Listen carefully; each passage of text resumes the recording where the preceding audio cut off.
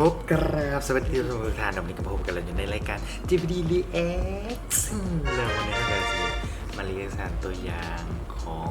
Master Gamer นั่นเองตัวนี้กับสิเป็นตัวอย่างเต็มเนาะตัวอย่างแรกก็ออกมาแล้วประมาณ2-3 วันหลังเนาะวันนี้เราจะมาเบิ่งตัวอย่างเต็มกันเนาะก็คนอื่นก็ขอบใจแล้วก็ขอบคุณ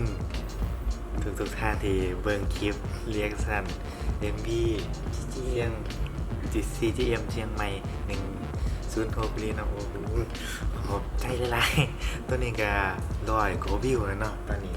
ได้160 กว่าวิวเนาะตอนท้ายนี่ก็เป็นมื้อวันที่14 กุมภาพันธ์เนาะเฮ้ย14 กุมภาพันธ์เนาะก็ยอดวิวตอนนี้อยู่ที่160 กว่าวิวเนาะก็ขอบใจหลายๆเนาะบ่นึกว่าสิได้ยอดวิวหลายขนาดนี้ก็ขอบใจถึงว่าสิเป็นยอดวิวเล็กน้อยก็ขอบใจหลายๆเนาะ เริ่มกันเลย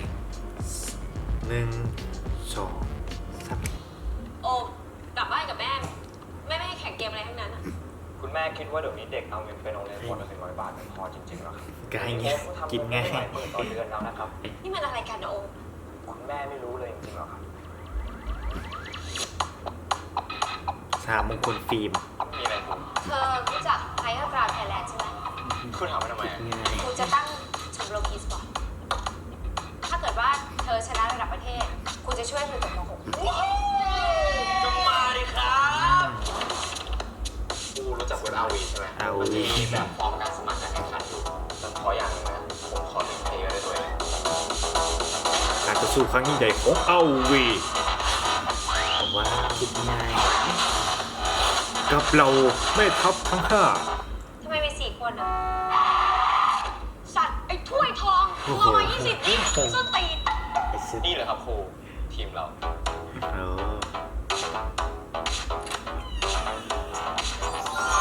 เฮ้ยใครอ่ะจิรยา คิวพอง เรากำลังเตรียมแข่ง มันที่เดียวกับแอมบอลเลย กับโลกที่เกาหลี คิวพ่อต้องเจอตัวแม่ เกมมันทำให้โอมก้าวร้าว จากวันนี้จนถึงวันแข่งรอบสุดท้ายครูจะต้องฝึกเล่นเกมนี้ครบ 1,000 เกม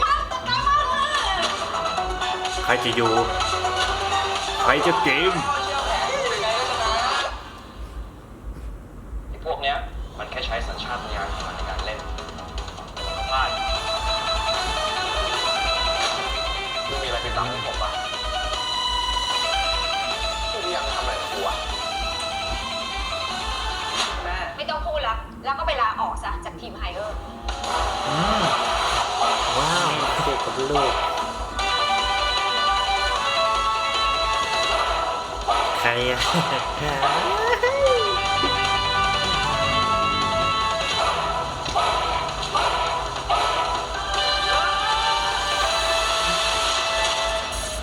มอเตอร์เกมเมอร์เกมนี่ ตัวกูเปล่า เอามาล่าต่อยดึงมาล่า ภาพวิดีโอคมนี้จะลงภาพยนตร์โอเคนะครับจบไปแล้วสำหรับตัวอย่างของมาเธอเกมเมอร์เม่นะครับเขาใช้เดือนไหนวะเดือน3เนาะมีนาเนาะก็ต้องมาสีเขาเล่าเนาะ นั่นคือสีขาวอยู่แล้วเนาะแอลบอกกับเขาเนาะตัวนี้ก็แมนบอกได้ฟังอยู่กับเขาว่าเป็นโครงการเดียวกับแอลบอกเนาะเพราะว่ามันคล้ายๆตัวอย่างขายกันในลิงขายคือกับแอลบอกเนาะซีซันเรือการตัดต่ออะไรกันอันนี้เองคือกันกับภาพเดียวกับแอลบอกแต่หลอกกันบอกกันคือกันเป็นเนาะในเรื่องกระสีประมาณนั้นการประสานกันระหว่างแม่กับลูกเนาะมีการประทะกันยังเพื่อยังนั่นแหละก็พระเจ้าปู่ข้อมูลเพิ่มเติมกันไม่อ่านเลยแล้วก็อันนี้ก็บ่ได้ศึกษาข้อมูลยังมาก่อนเลยก็มาเบิ่งมาเรียกสันกันเลยเนาะโอเคนะเราก็มาเบิ่งเรื่องตัวละครที่เห็นใดๆ2 ตัวละครหลักๆที่จะมาประสันกันเนาะก็คือตัวละครลูกที่มีชื่อว่าโอมที่ฮับบทด้วยเติร์ดเนาะเติร์ดละพัฒน์ก็ ก็บ่คุ้นบ่ค่อยคุ้นหน้ามาได้แล้วก็ที่แสดงเป็นแม่ก็คืออ้อมพิยดาเนาะก็คุ้นหน้าคุ้นตากันดีเนาะนี่ละครตัวไปเนาะแล้วก็มีนักแสดงหลายตัวละครที่เนาะมาเล่นในนี่ก็มีไผแน่ วิรยา มีกิจง่ายวิรยา BNK 48ลูก จาก สอง บีนเคฟูเดรุ่น2เนาะเรื่องนี้ก็พ่วงกับได้จับเอาตัวละครของบีนเคมาอยู่ในหนังนำเนาะ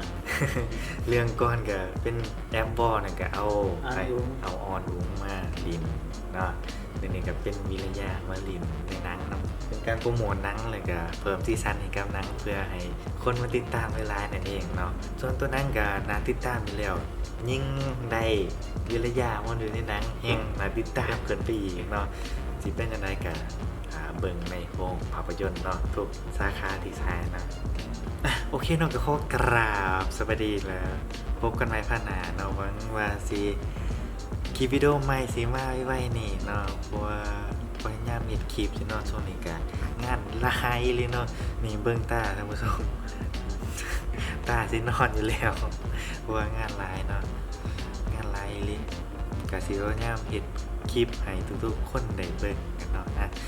พวกเรา2คนตอนนี้บ่ได้พักและ JPD ก็ขอตัวลาไปก่อน